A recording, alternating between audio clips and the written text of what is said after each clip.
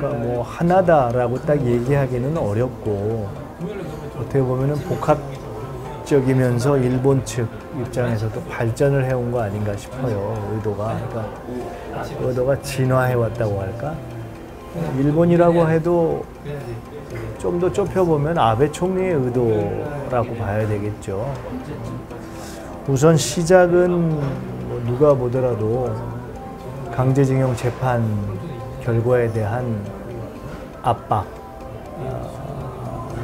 시작을 한 것이고, 그걸 계기로 해서 이번 재판 결과가 이제 확정되면서 일본의 식민지 지배의 불법성이라는 것이 조금 더 한층 강화된 형태로 이제는 가기 때문에 그것을 그대로 용인하기 어렵다라는 일본 측의 판단이 또 있었을 거고요.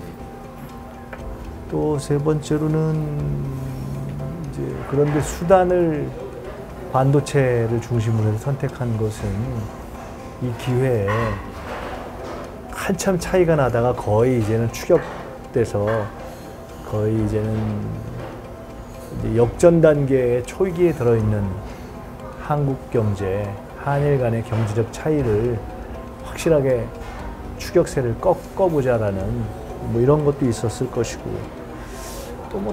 또 다른 편으로는 최근의 동북아 정세가 이대로 가면 한반도의 평화 쪽으로 가는데 일본이나 특히 개헌을 바라는 아베 총리 입장에서는 그것이 마냥 뭐 바람직한 상황은 아니고, 그래서 이런 국면을 만들어서 그것을 아베 총리가 필생의 사업으로 생각하고 있는 개헌으로 연결시켜보자. 자, 이렇게 따지고 보면 굉장히 복합적인 여러 가지 얘기를 제가 말씀을 드렸는데, 궁극적으로는 그런 어떤 아베 정권의 지지도를 높이고 그것을 재집권과 개헌으로까지 가기 위한 이것이 가장 큰 배경에 깔려 있다고 봐야 되겠죠.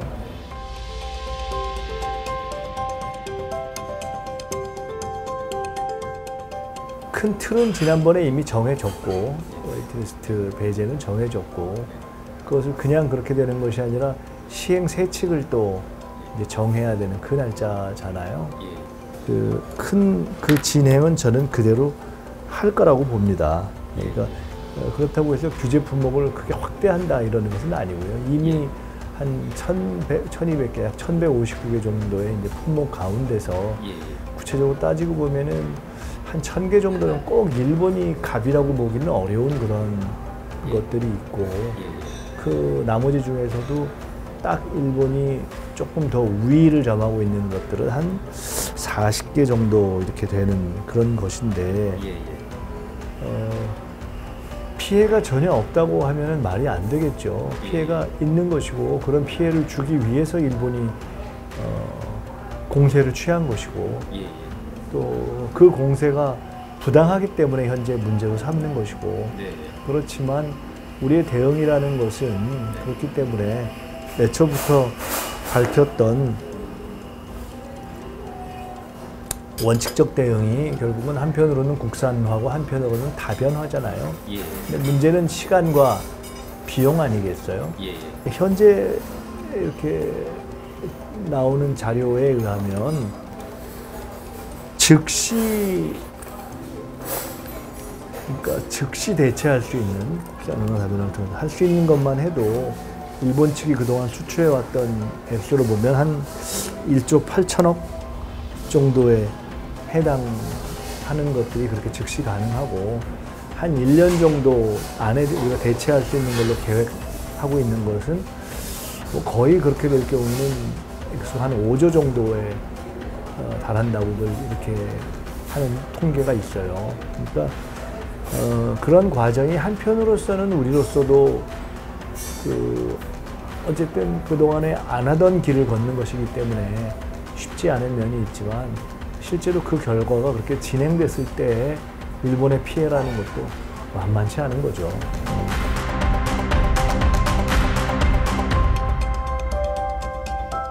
이제 WTO에 대한 제소는 우리가 당연히 해야 될 어떤 대응적인 자위적인 조치의 하나죠.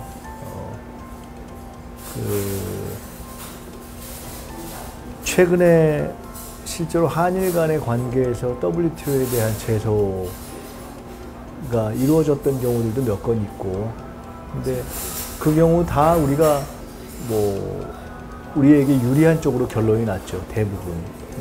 그러니까 우선 큰 틀에서 봐서 WTO에 대한 제소를 그렇게 두려워할 일도 아니고요. 근데 이제 시기나 이런 준비에 대한 궁금증 같은 것이 있는데, 통상 그러니까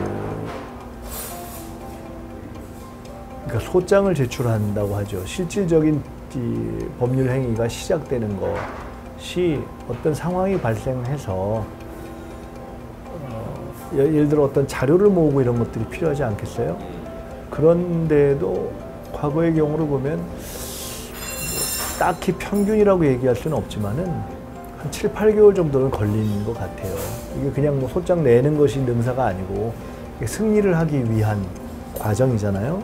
그래서 이번 경우는 결국은 비경제적인 이유로 경제적인 보복을 차별이라는 형식으로 한 것이기 때문에 그에 대해서 우리가 충분한 근거와 논리를 갖고 제기해서 WTO에서 소를 진행하고 승소할 수 있는 가능성이 충분한 거라고 보고요.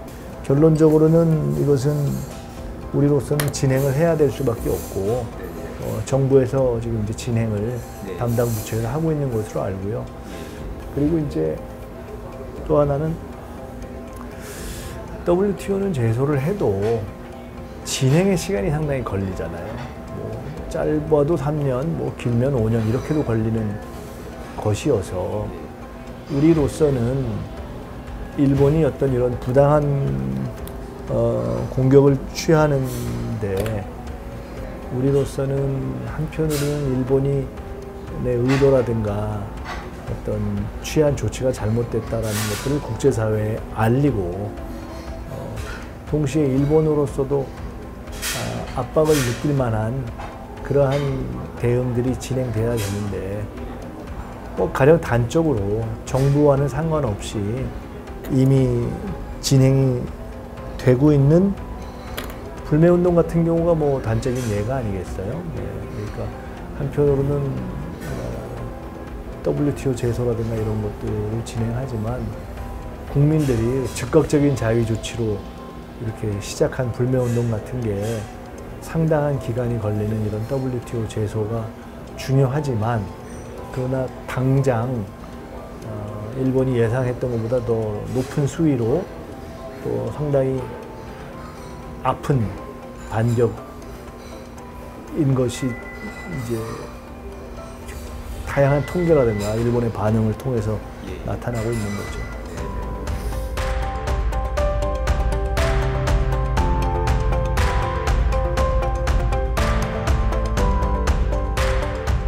근데 그거는 이미 우리 정부가 이 국면이 되기 이전에 이미 입장을 밝힌 바가 있어요.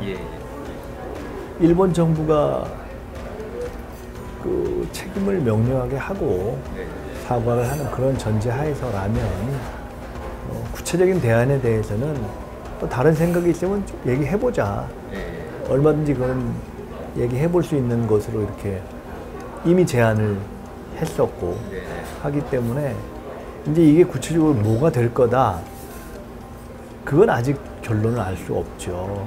그런 대법원 판결이 한국에서 난 것, 더구나 이건 우리 주권의 문제고, 이런 것을 인정하고, 그렇지만 일본 입장에서 이러이러한 어려움이 있다 라고 이야기하면서 이것에 있어서의 어떤 일본의 기업들에 대한 부담을 최소화하거나 아니면 정부가 갖는 어떤 부담을 최소화하거나, 자기들은 자기 나름대로 또 65년 한일협정을 해석해왔던 바가 있기 때문에 그런 자기네들의 입장을 얘기하면서 뭔가 다른 그 해결 과정에서의 다른 절충책을 찾아보자라고 하면 그에 대한 대화는 별개로 또 시작하는 거죠. 근데 어쨌든 현재는 우리 대법원의 판결 자체를 부정하면서 하여간 한국이 알아서 다른 답을 가져와 이렇게 하고 있기 때문에 그래가지고는 뭐가 시작되기가 어렵죠.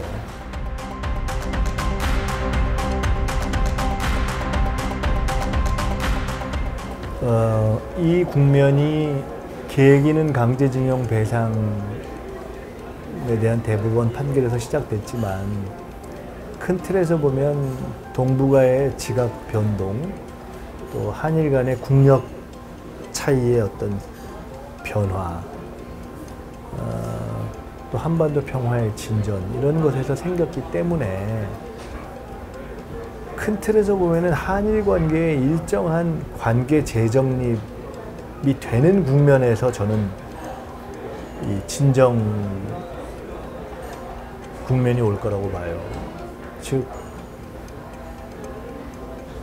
아베 총리 입장에서도 개헌 시도를 하다가 도저히 안 되겠구나 라고 해서 사실상 포기를 하는 국면, 그리고 경제적으로 공격적인 카드를 썼는데 시간이 지나면서 이미 지금 예를 들어 불매운동으로 관광 수입 감소에서 시작된 것이 그 외에 다른 한국에 수출하던 기업들이 수출선을 잃어가지고 비명을 지르는 상황, 뭐 이런 상황,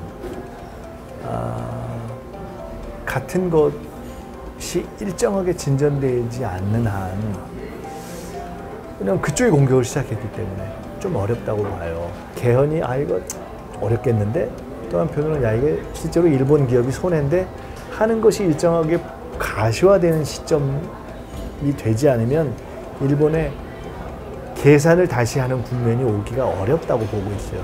저는 그래서 사실은 이게 중기전으로, 최소한 중기전 이상으로 갈 가능성이 높다고 본 거예요. 다만 일단 그렇게 보고, 다만 여기에 한두 가지 계기가 있는 것이 물론 나루히토 일왕 즉위식도 있지만 그것보다는 올림픽이 크죠. 왜냐면 어쨌거나 옆 나라인 한국과의 갈등이 이렇게 지속되는 가운데 여러 가지 다른 이슈들이 막 계속 생겨나고 방사능 이슈 같은 것만 해도 계속 퍼져나가면 상당히 깝깝한 국면이지요, 일본으로서는. 그래서 그런 등등을 보는 것이 지금으로부터 길면, 경우에 따라서는 길면 1년 정도의 기간 내에 어느 한 번 이렇게 대차 대조표를 다시 보는 시기가 올 거라고 보고요. 그것에 상당히 앞당길 수 있는 또 하나의 변수가 있다면 남북관계겠죠. 그러니까 올 연말 정도로 예측되어 왔던 이제 북미 간의 실제 협상, 이런 것이 진전이 되면서 지금 이제 북한이 여러 가지 불만 표시를 하고 있지만 남북미 관계가 어느 정도 안정돼서 올 연말을 지나면서 가는 쪽으로 되면, 그러면 사실은 한미일 관계에 있어서도 미국의 입장이 조금 더 한국 쪽의 입장을 고려할 수밖에 없는 상황이 될 것이고, 또 큰 틀에 있어서 일본이 개헌으로 가거나 하는 것의 명분을 만들기는 더 어려워진단 말이죠. 그렇게 될 거라고 보고, 저희 입장에서는 어쨌거나 현재로서는 기히 시작된 이런 어떤 기술 개발, 기술 독립, 이런 것에 이제 필요한 각종 예산이라든가 이런 것에 대한 대비도 올 하반기 내년 이제 예산부터 시작을 이미 할 것이고 하기 때문에, 그렇게 하면서 우리는 그 기존에 있어서의 이제 리스크를 최소화하면서 가야죠.